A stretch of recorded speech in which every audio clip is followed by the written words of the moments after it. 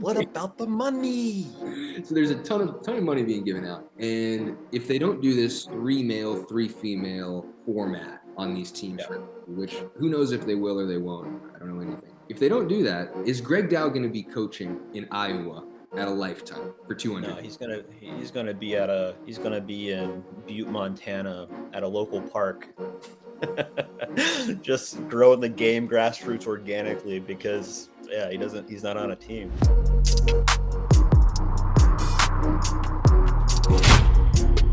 Okay, we got Rob Nunnery on the podcast. He was a little maybe offended because I had Adam Stone, his podcast partner, on 10 times before I had Rob on one. Rob didn't actually say that, but well, to be fair, you did ask me very early on when I think I was down in South Florida, and we ended up just not doing it as it happened. So, well, it's funny because I've had Stone on about 10 times, and I think we've scheduled 50 podcasts. exactly. Doesn't happen with Stone. I've got a text here. I think supposed to have Stone on yesterday, and it was a couple expletives. Then my bad. My sister and I started drinking wine early yesterday. Just totally left me out in the cold. We had a 6:30 pod. It just didn't even two texts. It's tough. Well, it makes me happy that he's at least not going on other people's podcasts while also not doing our podcast. So, hey, like for me, that's a silver lining. No, there's consistency. So let's talk about Destination Pickle because okay. Yeah, I was told to talk about this. Selkirk said you're gonna have Rob on. You gotta be joking. They said you gotta ask him about Destination Pickle. To be fair, I didn't expect you to bring that up out of the blue. Just to be clear, I didn't either. I got a text from Colin Selkirk here. Make sure to ask Rob about his show Destination Pickle we have on STV that he hosts. I actually watched it. I watched your the Nashville one because I mean Nashville is a place that's near and dear to my heart, obviously. So. Oh yeah. I mean, lacking on the pickle, but it's on the come up. There's things happening. So, but yeah, definitely lacking on the facilities. But dude, Destination Pickle, I guess for people that don't know, go watch. But it's like typically we go to like a pickleball venue, like a chicken and pickle type place that has food, beverage, pickleball. We talk to the owners, learn about the place, learn about the story behind it. For Nashville, for example, who's lacking in facilities, we basically just did a full-on Nashville edition and just talked to the different kind of prominent people in the pickleball community in Nashville and talked about their struggle in terms of getting more courts and more facilities. And I think it's cool. I think we can potentially use Destination Pickle as kind of a little platform to kind of stimulate growth in some local communities, for example. So like if they took that episode to, a local government or a local county parks and rec, whoever would build these courts, then it can be used kind of as a tool to show that it's needed. It is needed because I mean, you know me, I'm as obsessed with pickleball as anybody. And when I was at Nashville, I was at Vandy like a year ago, and I was playing PPA tournaments, and I was coming back to Nashville, coming back to school, and maybe getting to play at like Centennial Park, where I don't know if they've changed the courts, but at the time there was like, there was cracks on every court. It was me and a 4-5 hitting dinks, and that's all. So I think it's definitely a pretty big deal also because if you look at those types of venues like a chicken and pickle or a pickle and social, the first place I think of as a place where that type of venue would succeed is Nashville. Like 100%. Parties, pickleball is an awesome drinking game. I think you can't drink and play tennis. You can't drink and play 90% of sports. And people are like, oh, well, pickleball is really easy and that's like some sort of bad thing. Well, no, it actually makes it the best drinking game of all sports. So I think 100%. Huge in Nashville, and there's nothing. Yeah, I agree. I think it would crush. It's kind of similar in concept to like a Topgolf, and like you said, like Nashville's the ultimate like bachelorette type place where they would kill on like group events and stuff like that. So I think the challenge is the cost of the land and how, and trying to make that work, with the numbers and economically. But Come on, there's lots of rich people in Nashville that want to lose money. A lot of people are losing money in pickleball. What's one more venture? Who Who's cares? making money? Yeah, everybody's throwing money at stuff. Why not? Yeah, no, Nashville's awesome. And I think Nashville's so awesome that it ruined my tennis career because it was just, I got there as a freshman and I was like, A this little too much fun. Yeah, tennis went from my second priority to my fourth. Uh, yeah. Hey, it so happens to the best of us, James. yeah, it was, I'm But glad now look at you. You have a thriving pro pickleball career. Who would have thought? I got a podcast. There's probably Mm. 20 people watching this. Like, so I can talk about this. This is my third note. I've got five notes. Yeah, Number three is I feel like I don't know anything about MLP next year, and I feel like I should. yeah. I feel like you might know more. I tuned in. It feels right. It sounded like you kind of knew stuff. I signed with MLP, and I have no idea. Um, I know that there's going to be a premiere and there's no premiere and challenger. It's just that's it. Have you heard any new stuff? I've heard that actually might be not so true anymore. Which my argument, I don't think there should be a premier challenger. I think the challenger product is, speaking from somebody that's playing in challenger this season, I think the challenger product's not good. And why would we want to have a not good product? Nobody's going to tune into it. Nobody tunes into it now. I mean, we're going to be playing. I think we have a semifinal in San Clemente at 8 a.m. on a Monday morning. Good luck, right? Like, who's like, you'll get the diehards, but it's not going to be a good product to attract new players and or new fans or anything like that. So the argument for it is that they can auction it off. I can auction off premier spots as like a fundraising for the league, right? To bring in more money from existing owners that want to be in premier. Which, I was like, well, why don't you just auction off draft spots? And they're like, yeah, I'll probably do that too. So they're looking at it as like a way to raise more money. I still just don't think it's necessary or a good product. I think we have enough depth now to where that if you have 1 in 48, like I actually think that's even more that would be more unique and more fun for me to watch. It's just like a fan that wants to watch it, versus seeing kind of the same old matchups and the same. So I kind of like the idea of having just a standard league. We don't like it's Major League Pickleball. Challenger to me feels like minor league pickleball. Like let's not do that. Let's just have a major league. Have however I don't care how you do it. Make it like make it like the NBA. I don't care. But yeah, teams are going to be pretty even across the board per MLP, like it always is. Even if you do a snake draft, even if you do free agency, whatever. I just like that better. I think it's, and if you're doing the auction off thing if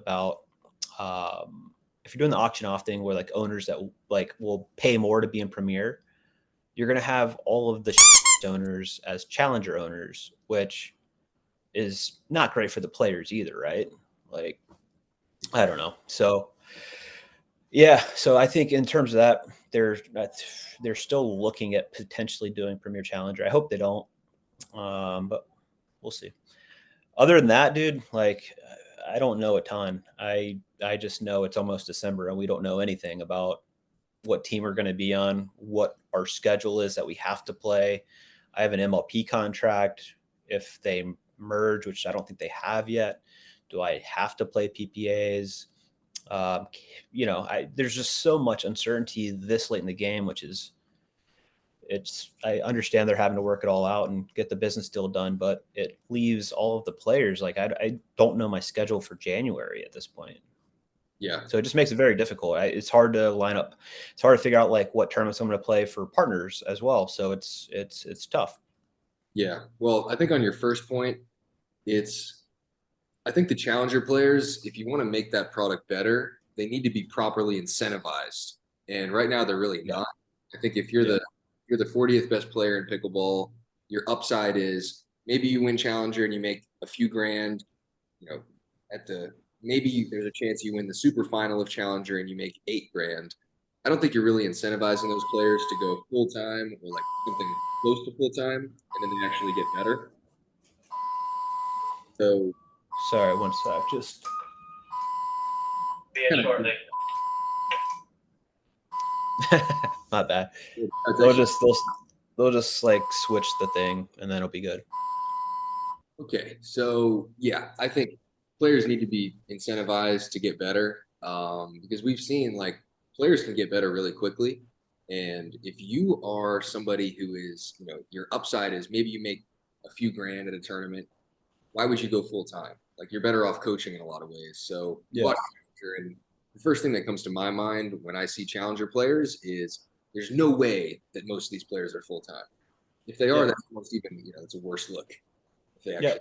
So to get them to go full time, they need to be incentivized with, okay, we're not just challenger players. We're in Premier. We're the worst players in Premier, yes, but we have the opportunity to get better and then win.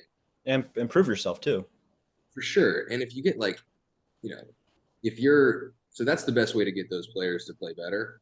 And I think there's the factor that it's a better product, maybe. I think the most fun product when I think about it, and this is just my personal opinion, is there are 3 men and 3 women per team because then you could have subs. And I actually like a lot. So that could, I like that too.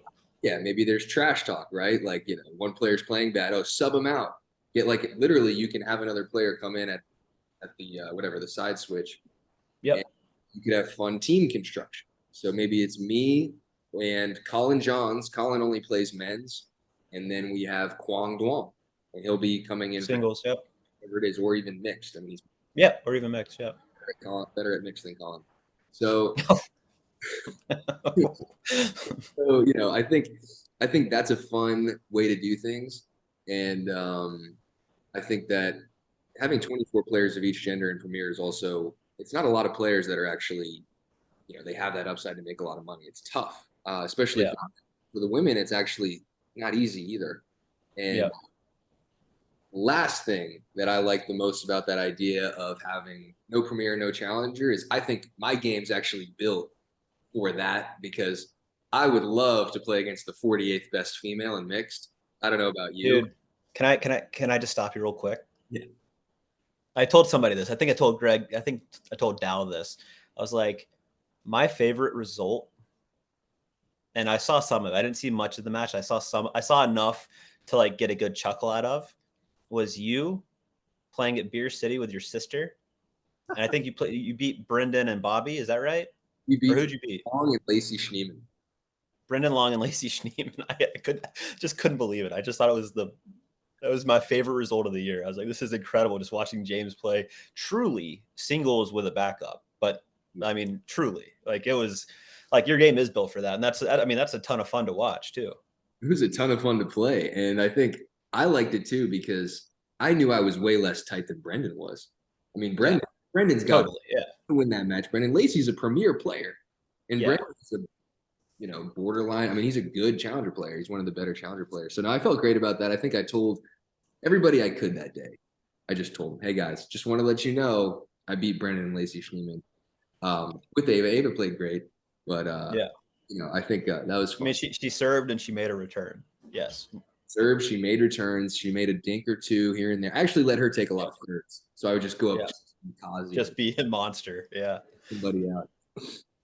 So one thing that I like too is that I think they're going to do 16 events at PPAs next year that count. So it's like just like in tennis, right? Like they'll have 25 or whatever it is, but your best 16 count for your ranking. Sure.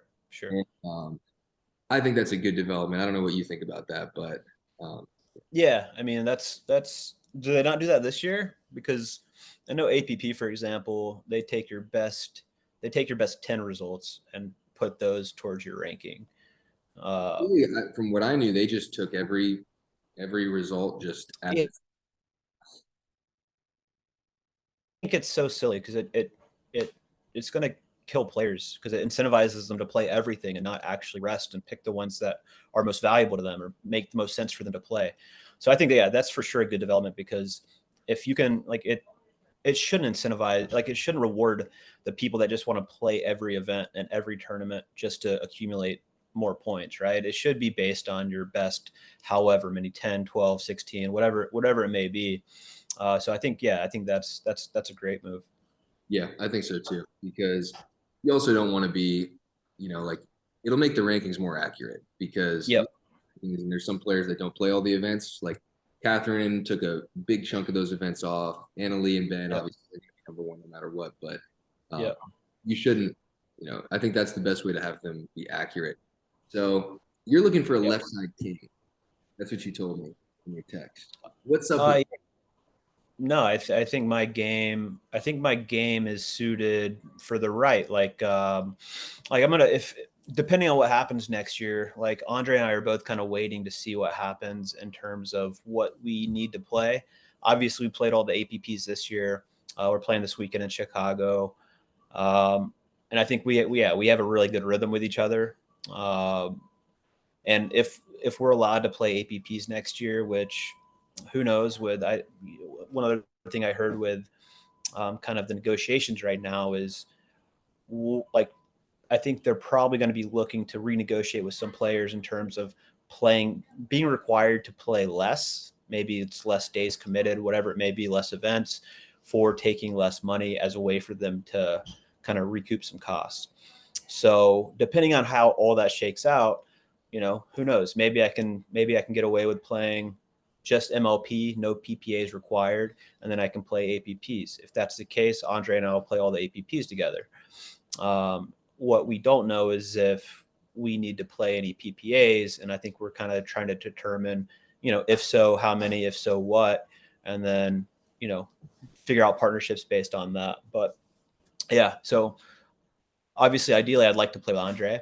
I don't know if we're going to play all the same tournaments per se for like if I would choose to play some PPAs or if he does.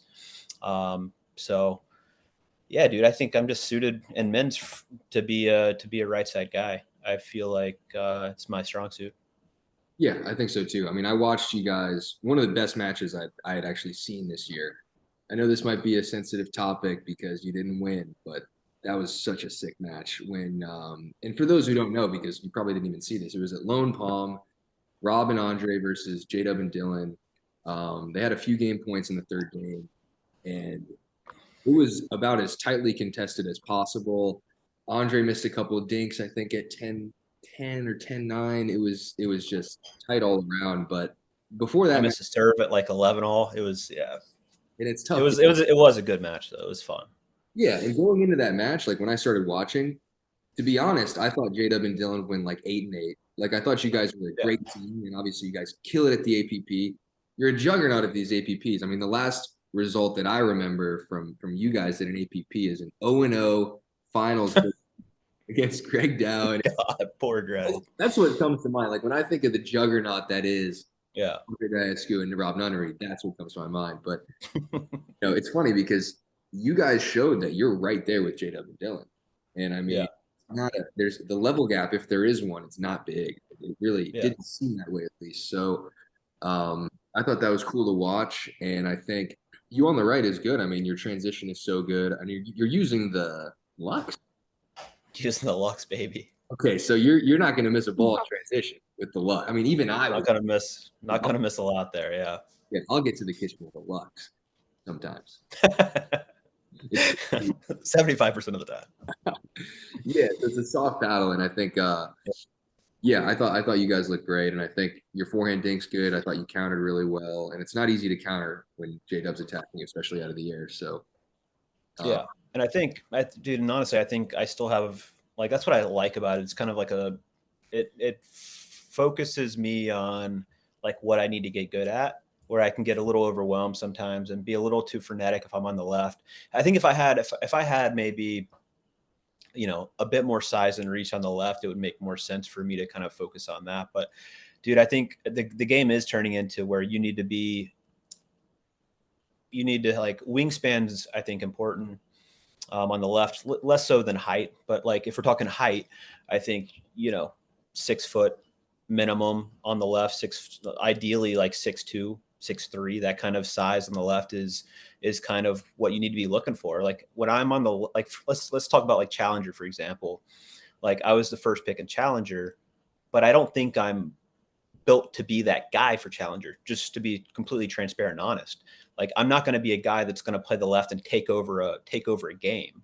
I'm going to make a lot of balls. I'm going to find my spots, but I'm not going to be a guy to take a ton of court just purely because I'm going to get out of position if I try to do that on the left. So I'm not built like I'm not built to, you know, play like that. So I think I'm more suited to be like I've got good mixed results. Like Susanna and I, right? Like I've won New York with her, got gold, and whenever we've played, we've either gotten silver or gold. So um, I feel like if I have a partner that I you know play with, that I trust and mix, that I'm solid. Obviously, not my strongest event. I think men's is my strongest event. Did you get a bronze with Vivian Glausman? Yeah, we've got a silver and a bronze with Glaws. Underhanded, yeah, yeah.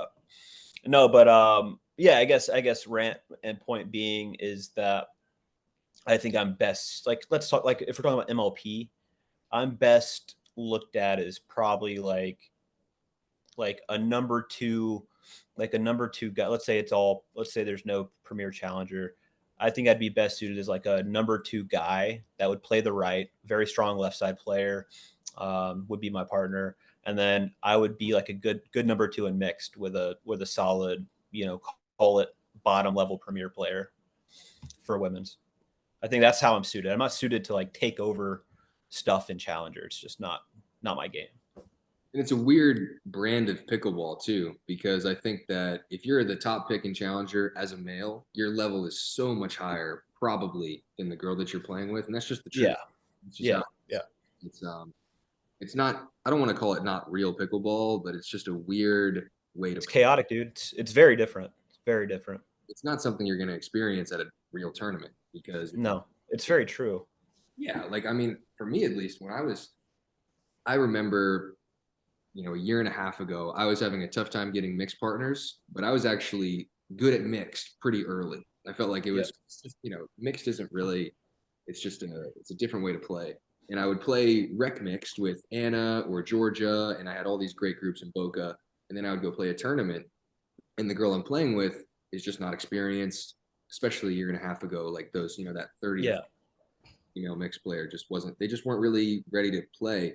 And yeah, it's a free for all, and it's just a weird I would say how good you are at pickleball isn't necessarily correlated with how good you are at succeeding at whatever that is. yeah. So yeah, I think and let me It's ask. it's an int- it's an interesting nuance, dude, because and it's something that always kind of frustrates me, right? Based on looking at MLP results and stuff like that, because people are putting so much stock into it, and I'm like, sure, I get it, but also look at like the 25 tournaments that were played this year, not just the 2 games to 21. You know what I mean? So it's like, Adam and I talk about it a lot. Like, it's such a small sample size, but like it feels like a disproportionate amount of weight gets put into MLP results over your body of work over the year.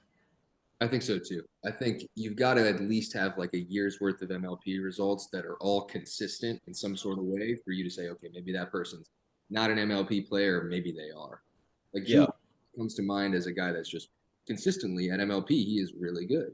Yeah. And maybe there's other players who I won't like that are better at PPAs that maybe have not had results consistently at MLP, but we kind of are prisoners of the moment, I think, and we forget that there are players who we described as MLP players earlier in the year. Like, Yeah.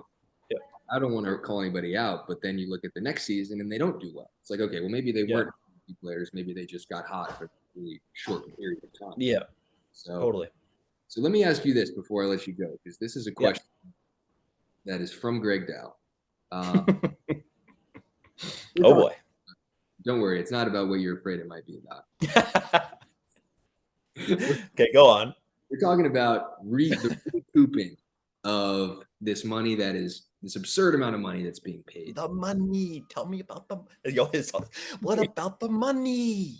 So there's a ton of money being given out, and if they don't do this 3 male, 3 female format on these teams, Yeah. which who knows if they will or they won't, I don't know anything.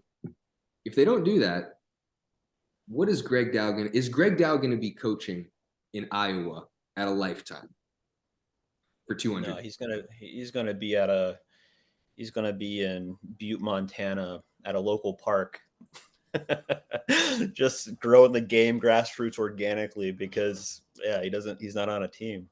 No, it's a good question though. That's how they recoup the money, right? Like It just feels like there's a lot of maybe it wouldn't be that tough if they're using Lifetime to actually organize and structure all this, right? It's like because they're using most of the facilities, so it's instead of Greg playing that weekend, Greg's on the court with Betty and Sarah Lou and just teaching them how to hit third shot lobs or backhand counters while jumping backwards like he does. I mean, So I mean what's more valuable, right? Is it more valuable having? I think Greg's an exception because I think we do need Greg, and I think we need Greg in front of people, but I don't think his value comes in respect to coaching. I think Greg's more valuable, dude, walking around the venue with a mic, talking to people, like getting like behind the scenes content, doing some commentary on some side courts. Like if I think a lot of people would be suited to do coaching, but I think Greg Dow needs to be